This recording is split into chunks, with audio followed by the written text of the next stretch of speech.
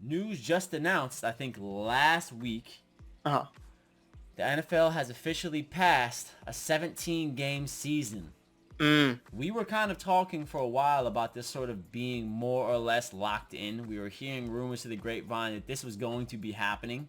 It was just a Mm. matter of time, and as Yep. it shows, that was the case. Now, I think one thing that's interesting about this 17-game schedule is, number one, you have to ask yourself, can these players survive 17 games?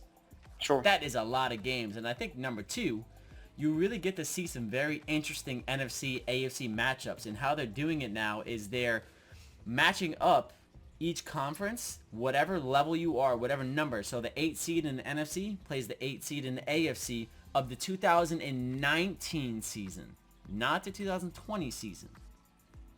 Fun fact. So that's how you see all these week 17 games coming out now in terms of matchups.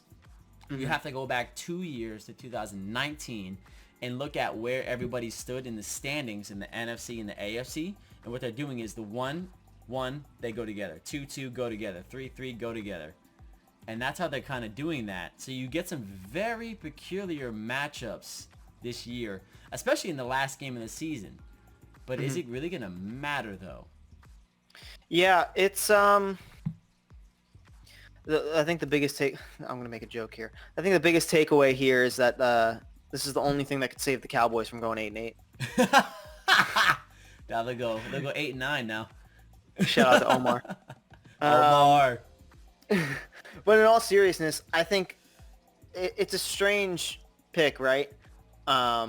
Because these games now that are being played are out of conference games. So they are teams that, you wouldn't normally play.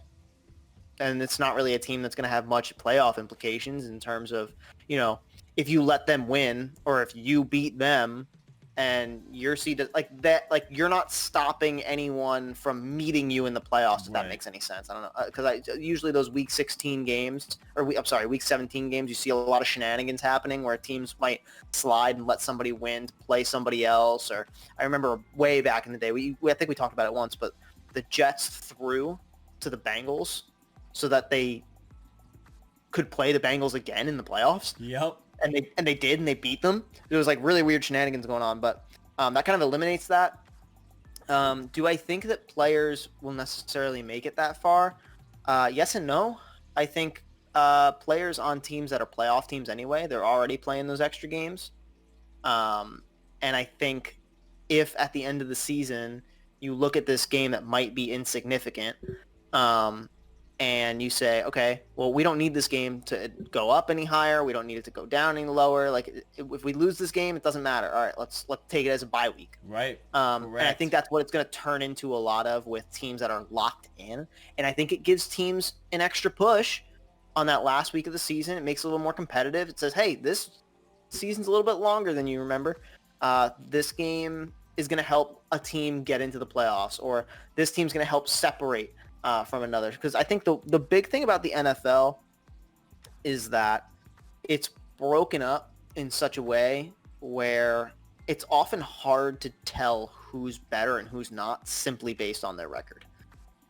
Because teams will go on crazy runs in the beginning of the season, and then they will fall off towards the tail end. Perfect example, the Seahawks last year.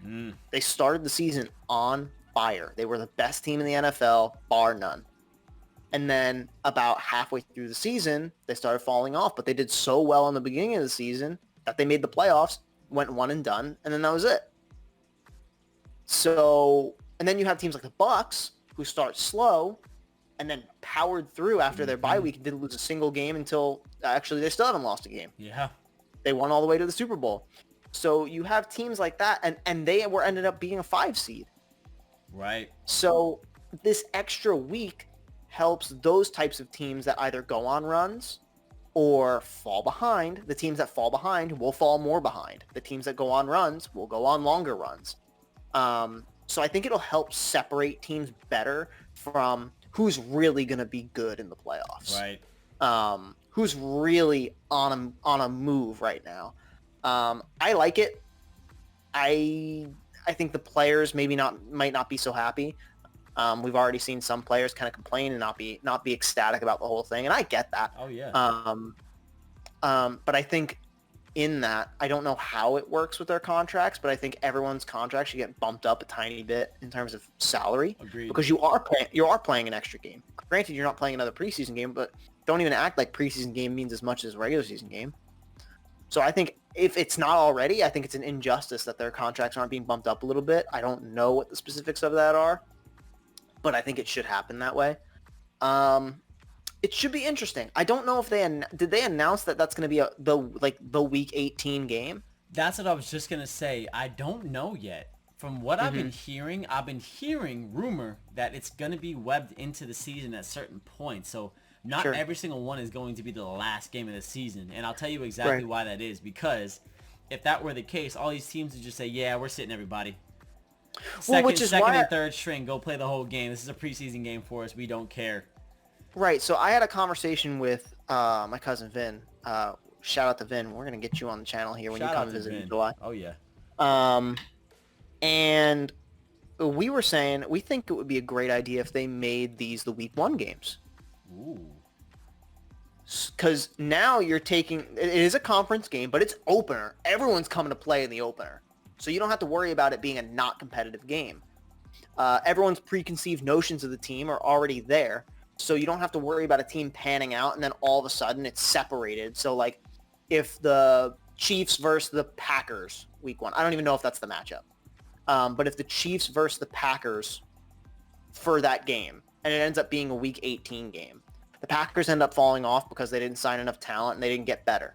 So they're not nearly as good as the Chiefs will be by week 18. So then the Chiefs are sitting guys because they have a thing, and then all of a sudden the game becomes a nothing burger. No one cares. Now, if you put that game week 1, snap, everyone remembers the Packers from last year.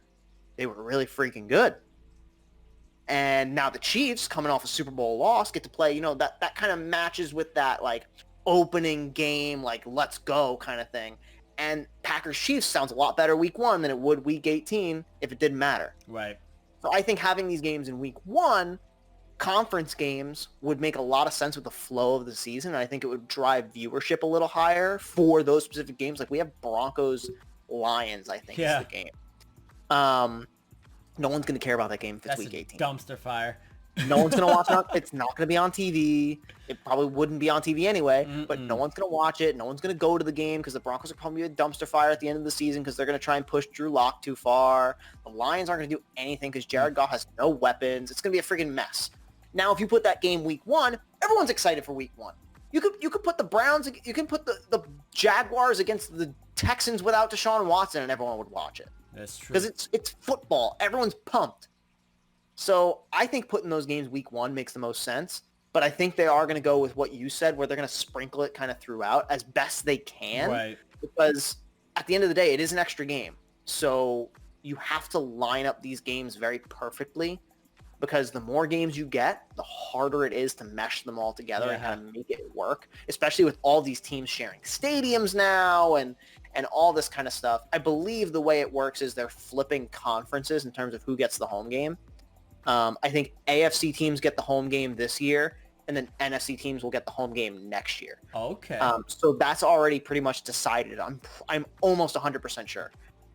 Which makes me think that if they're doing that, they are going to be all on the same week, because now that matters. Right. Because if that didn't matter, then it'd be like, all right, whatever.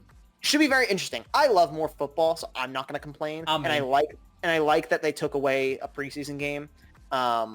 Sort of. I think it's a detriment to somebody out there, but so is everything. Everything has a positive and a negative. Sure. So I'm pumped for it. I think it'd be great. And I think it, again, like I said in the beginning, I think this gives teams a chance to separate themselves more from the competition. Correct. I don't think you'll get teams, maybe not, I shouldn't say this, but I don't think you'll get as much teams that are getting 10, 11 wins and not making the playoffs. I think you'll see a lot less of that, actually, because of this extra game. Yeah, I think, to kind of conclude, I think it's all about opportunity, right? And in the NFL, it's a very opportunistic league in the sense of a missed field goal can end your season. right? A seemingly simplistic thing can completely make or break your entire season. And I think if you're a middle of the pack team, you should be pretty excited about these games. Why? Absolutely. Because this is another opportunity to push forward to make a playoff run. Because the more games you have, the easier it is to differentiate yourself from that scramble in the middle of the pack to try to get that last wild card spot or try to sneak in there somehow, some way. This is going to give those teams a much better chance of solidifying their position in the playoff run. And we know, we if you watch football, you know, once you get to the playoffs, you got a chance. Anybody has a chance. It's a one-game take all. The best team doesn't always win. And that's exactly what you see. Especially with the expanded playoffs now that there's 7 teams in each conference, I think this complements that very well. Yep. Where it's just giving more opportunity, like you said, for teams to pull themselves together and make a run. If you go 0-4 in the beginning of the season, it don't matter now. Right. Go win your games and go 13-4 or go, 10-7. Like, you can still make this push. It's not over yet. And I think that concept of it's not over yet is what drives NFL viewership, because really you don't see teams getting eliminated from the playoffs until week 12, week 13. That's only going to get pushed further now. So interest in all these games, you really only get garbage games where teams are playing and no one cares. 15, 16, 17. Right. Now that gets pushed further. I think now the NFL gets a chance to make more revenue. It's a win-win for a lot of people. I think the only losers are players at positions that are physically punishing. Running back, linebacker, offensive, defensive line. Offensive and defensive line, right. Those are the positions that lose. Everyone else, they should just be excited to play more football.